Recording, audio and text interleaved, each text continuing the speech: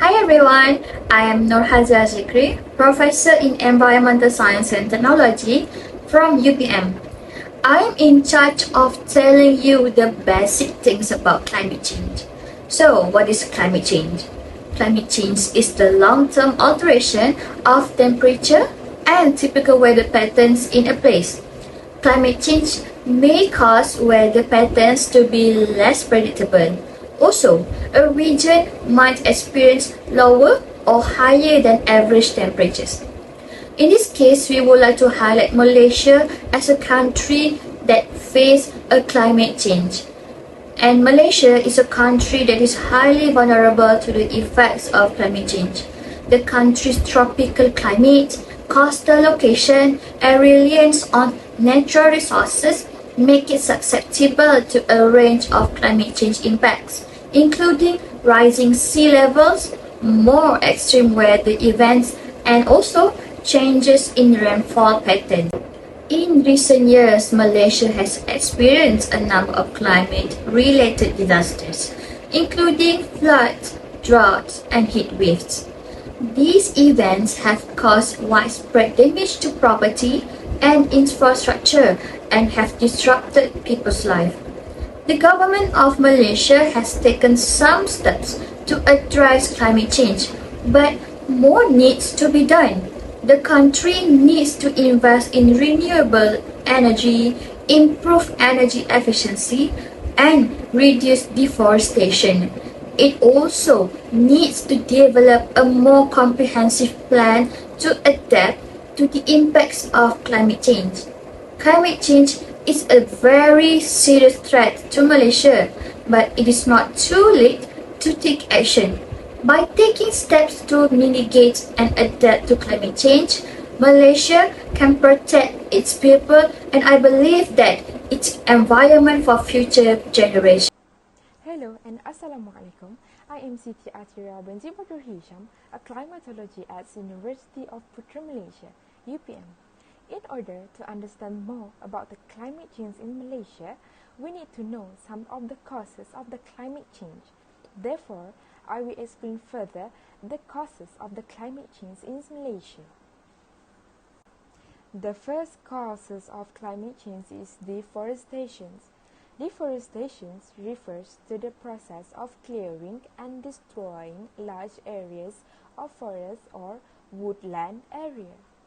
It involves the permanent removal of trees resulting in the loss of forest cover. The purpose to convert land for other uses. Since forests play a crucial role in regulating the climate by absorbing carbon dioxide through photosynthesis and storing carbon in tree, therefore the stored carbon is released into the atmosphere, contributing to the climate change.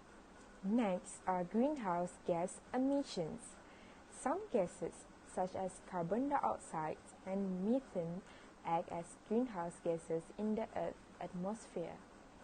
These gases have the ability to trap heat from the sun, creating a natural phenomenon known as the greenhouse effect. Therefore, human activities such as the burning of fossil fuels and agricultural practices have significantly increased the concentration of GHG in the atmosphere. Extra releases of GHG has led an enhanced greenhouse effect. Thus, more heat will be trapped within the Earth's atmosphere. This imbalance leads to an overall warming effect on the planet and may contribute to the climate change. Last but not least, the causes of climate change in Malaysia are land use changes. Forests and other natural ecosystems act as carbon sinks, absorbing carbon dioxide (CO2) from the atmosphere through photosynthesis and storing it in trees. When land use changes involve deforestation for agricultural and industrial purposes, the stored carbon is released back into the atmosphere as CO2 emission.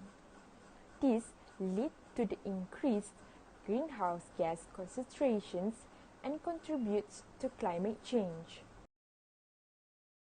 The climate crisis has increased the average global temperature and is leading to more frequent high temperature extremes, such as heat wave. Higher temperature can cause increased mortality, reduced productivity, and damage to infrastructure. The most vulnerable members of the population, such as elderly and infants, will be most severely affected. Rising temperature will disrupt the precipitation patterns and the entire water cycle. This has led to exacerbate the water scarcity and water-related hazards such as floods and droughts. Water supplies stored in glaciers and snow cover are projected to further decline over the course of the century. Thus, reducing water availability during warm and dry periods in regions supplied by meltwater from major mountain ranges. Next, the impact is changing rainforest patterns. Climate change may aggravate erosion, decline in organic matter, salinization, soil biodiversity loss, landslide, desertification, and flooding.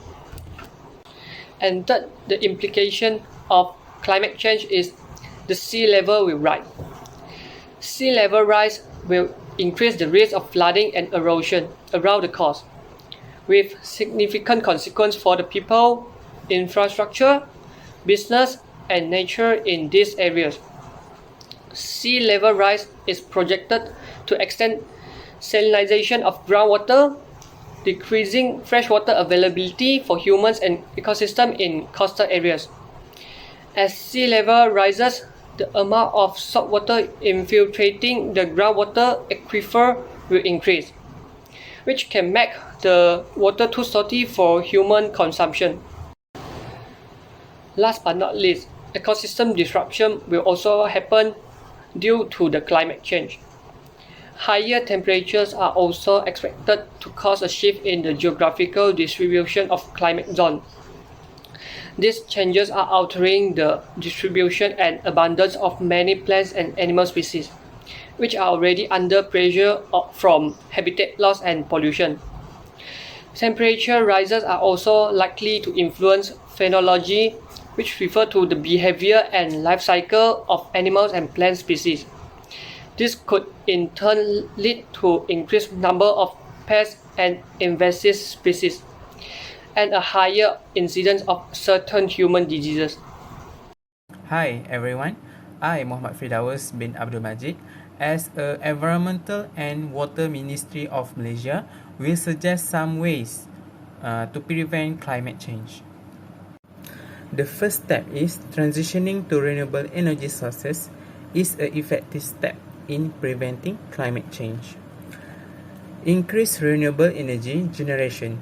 Invest in and expand the production of renewable energy sources such as solar, wind, hydroelectric, geothermal, and biomass. This involves constructing new renewable energy facilities and retrofitting existing infrastructure to harness clean energy. Set renewable energy targets and policies. Implement policies that encourage the adoption of renewable energy, such as renewable portfolio standards and tax incentives. Set ambitious targets for renewable energy deployment to drive the transition away from fossil fuel. The second one is by 3R concept. The first one is reduce. Consume mindfully, option for sustainable and eco-friendly product. Prioritize quality over quantity and avoid unnecessary purchases. Minimize packaging waste, choose product with minimal packaging or opt for packaging-free alternative. The second one is reuse. Embrace reusable place. Single-use item with reusable alternative such as cloth bag, water bottle, coffee cup, and food containers. And the last one is recycle. Sort and recycle. Practice proper waste sorting and recycling to divert material from landfills. Follow local recycling guidelines and recycle materials such as paper, cardboard, plastic, glass, and metal. The third step is improving energy efficiency. Choose energy efficient appliances with high Energy Star rating when purchasing new equipment such as refrigerators, air conditioners, washing machines, and light bulbs.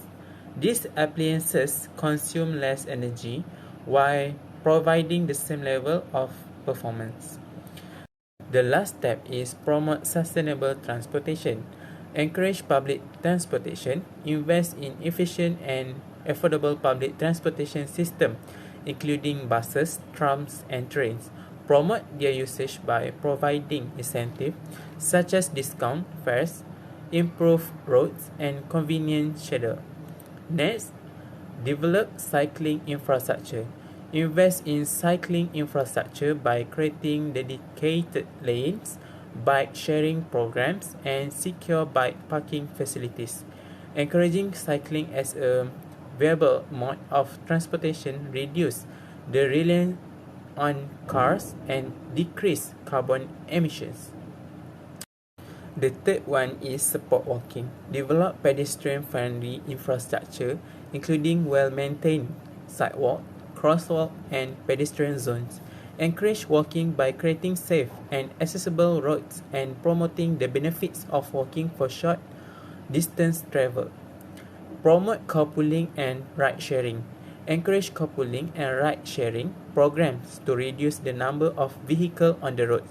Provide incentives such as carpool lanes, reduce tolls, or discount parking fees to promote these initiatives.